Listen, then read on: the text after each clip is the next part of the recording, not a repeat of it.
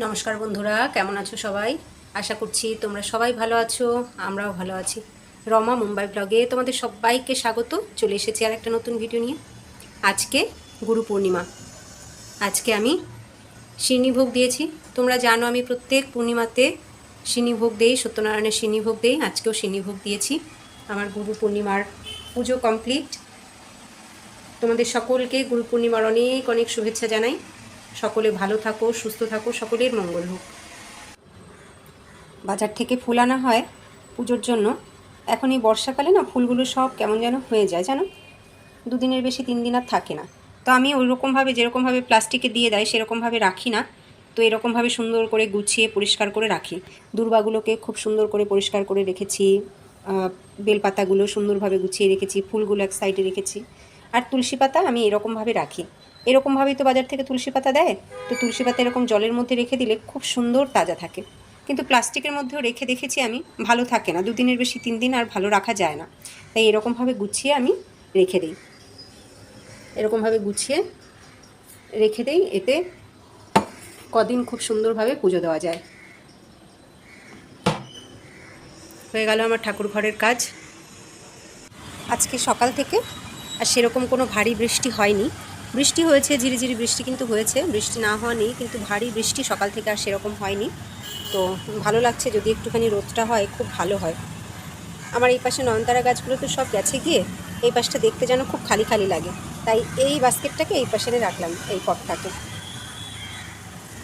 আজকে বেশ কয়েকটা সাদা টাইম ফুল ফুটেছে, দেখো, বেশ কয়েকটা সাদা টাইম ফুল ফুটেছে। আর এই যে এইগুলো ভালো লাগছে দেখে, তাই না? আজকে যদি আর ভারী বৃষ্টি না হয় ভালো হয়। এই দেখো, এই বিছানার চাদর ঠাদর কত কিছু কেচে দিয়েছি, এগুলো সব ঘরেই মেলা। ঘরে কিছু মেলেছি আর এইদিকেও মেলে দিয়েছি, উপরটাতেও, যেগুলো শুকিয়ে যাক।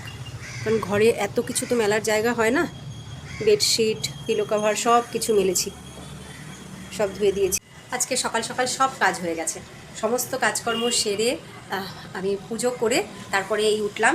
এই যে এখন প্রসাদ তুলে নিয়েছি, সিন্নিভোগ তুলে নিয়েছি। এটাই আজকে আমার ব্রেকফাস্ট। এটা খেয়ে সমস্ত কাজকর্মে হাত দেবো, মানে কাজকর্ম বলতে এখন শুধু রান্নাটাই বাকি আছে। বাবাই আসার আগে দেখি যতটুকু বাড়ি রান্নাটা করে নেব। তো এখন আমি প্রসাদ নেই, আর বাবাই আর আমার বরের জন্য প্রসাদ রেখে দিয়েছি। তবে সিন্নিভোগ তো বেশি করে রাখিনি, অল্পই রেখেছি, খারাপ হয়ে যায় সিন্নিভোগ, বেশিক্ষণ থাকে না।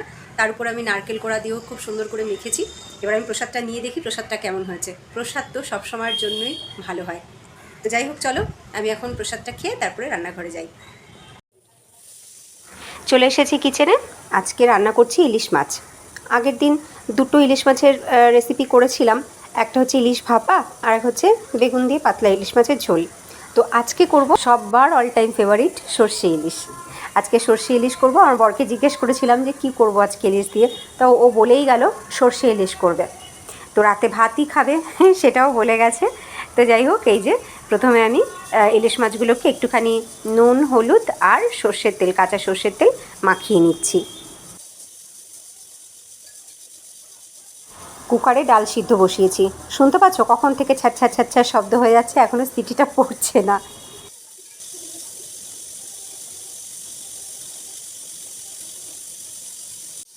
মাছগুলোকে সাইডে রেখে দিলাম নুন হলুদ মাখিয়ে। এইবার আমি এই মিক্সিং জারের মধ্যে নিয়ে নিচ্ছি সর্ষে আর নিচ্ছি পোস্ত। এই যে সর্ষে আর পোস্ত প্রথমে আমি এই শুকনো অবস্থাতেই আগে একটু গুঁড়ো করে নেব, কারণ আমার এটা বড় মিক্সিং জার। এই বড় মিক্সিং জারে না অল্প মশলা সহজে ভালো পেস্ট হয় না। তো প্রথমে একটুখানি গুঁড়ো করে নিয়ে তারপরে জল দিয়ে পেস্ট করলে কিন্তু ভালো পেস্ট হয়। আমার আসলে ছোটো জারটা অনেক দিন আগে খারাপ হয়ে গেছে। আর এই মডেলটা এমনই মডেল যে এর নতুন বাটি আমি কোথাও কিনতে পাইনি, অনেক খুঁজেছি কিন্তু কোথাও নেই। তো এটাতেই কাজ চলে যাচ্ছে, তাই চালিয়ে যাচ্ছি। তো এইবার প্রথমে একটুখানি গুঁড়ো করে নিয়েছি আমি সর্ষে আর পোস্ত। এইবার নিয়ে নিয়েছি এর ভেতরে দেখো কাঁচা লঙ্কা আর তার সাথে লবণ। এইবার জল দিয়ে আমি ভালো করে পেস্ট করে নেব।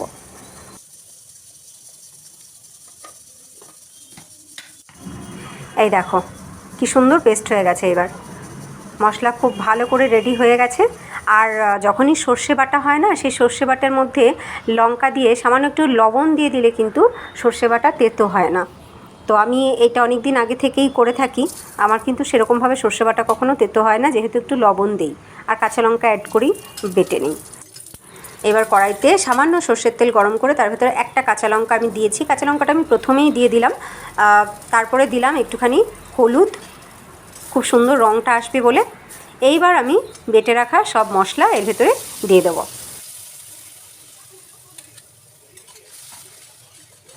মিক্সিং জারটাকে ধুয়ে পুরো জলটাই আমি এর ভেতরে দিয়ে দেবো।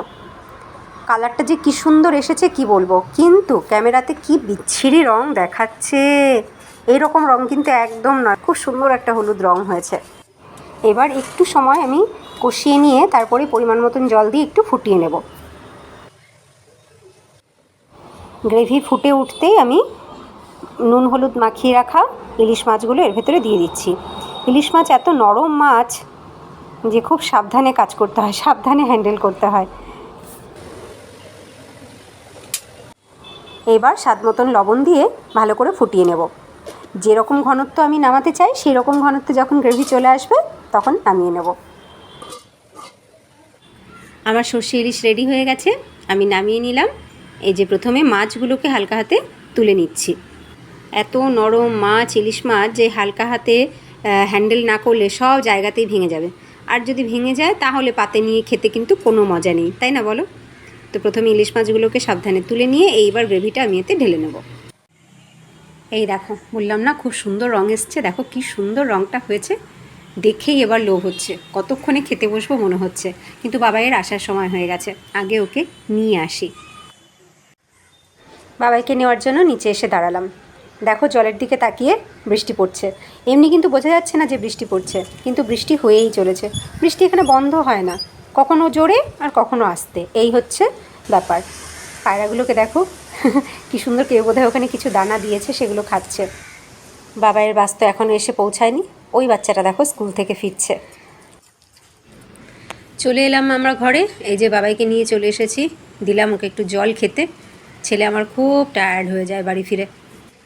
বাবাই স্নান দান করে ফ্রেশ হয়নি, ততক্ষণে আমি ডালটা রেডি করে ফেলি। ভাত হয়ে গেছে, মাছের ঝোল হয়েছে, ডালটা এখনও হয়নি। হয়ে গেছে ডাল রেডি, খাবার দাবার সব রেডি। এবার আমরা খেতে বসে পড়েছি। বাবাইও ফ্রেশ হয়ে চলে এসেছে।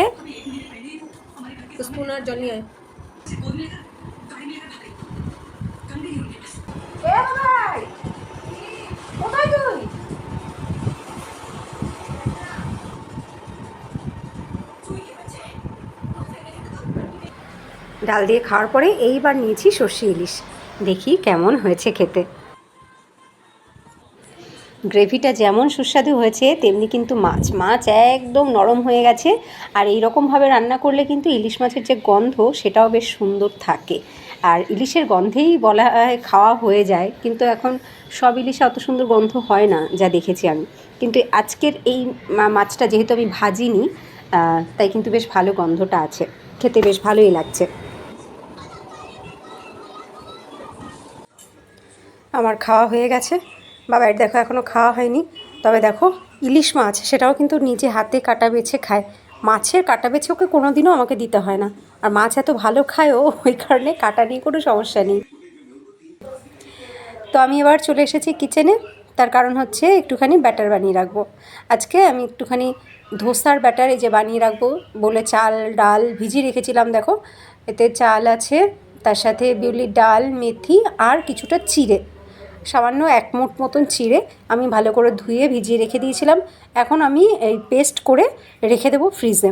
এটা করার একটা কারণ হচ্ছে বাবাইকে সকালবেলা স্কুলে যাতে আমি তাড়াতাড়ি করে দুটো ধোসা বা উত্তাপাম বানিয়ে দিতে পারি। তোমরা তো জানোই ওই সকালবেলা খুবই অসুবিধা হয়, ইনস্ট্যান্ট কিছু বানিয়ে দেব, তখন ভাববো তখন বানাবো, এটা হয় না।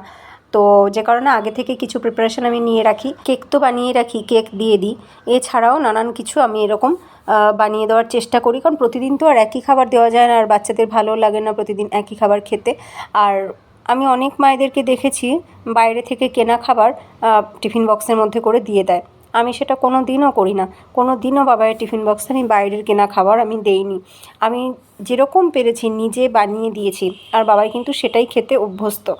বাচ্চাদের টিফিনে শুরু থেকে যেরকমভাবে মায়েরা অভ্যাস করে, বাচ্চারা কিন্তু সেই খাবার খেতেই ধীরে ধীরে অভ্যস্ত হয়ে যায়। এই হেলদি হেলদি শব্দটা শুনে শুনে বাবাইও কিন্তু এখন অভ্যস্ত হয়ে গেছে। বাবাইও এখন আনহেলদি খাবার আর হেলদি খাবার দুটো ডিফারেন্স বোঝে। বাচ্চারা একটু চটপটা খেতে পছন্দ করে, তবে সেটা মাঝে সাঝে দেওয়াই ভালো, বা ওর বন্ধুরা যদি নিয়ে আসে সেটা শেয়ার করলে সেইখান থেকে যেটুকু ও খায় সেটাই এনাফ। ও ওর হেলদি খাবারটা আবার তাদেরকে শেয়ার করে। তো এই রকমভাবে ওদেরকে একটা হেলদি অভ্যাস তৈরি করা কিন্তু আমাদেরই দায়িত্ব। ছোট থেকেই আমি ওকে সেই অভ্যাসই তৈরি করেছি। তো যাই হোক, এই যে বানিয়ে রেখে দিলাম, ওকে সকালবেলা দুটো ধোসা বা উত্তাপাম তাড়াতাড়ি করে বানিয়ে দিতে পারবো, আর তারপরে যা থাকবে সেটা আমাদের ব্রেকফাস্টের জন্য হয়ে যাবে। এবার বাবাইকে নিয়ে শুয়ে পড়ি। সমস্ত কাজকর্ম হয়ে গেছে সারা, বাবাইকে ঘুম পাড়াবো, তারপরে আমি 1-1.5 ঘন্টা শুয়ে উঠে অন্য কাজকর্ম করব।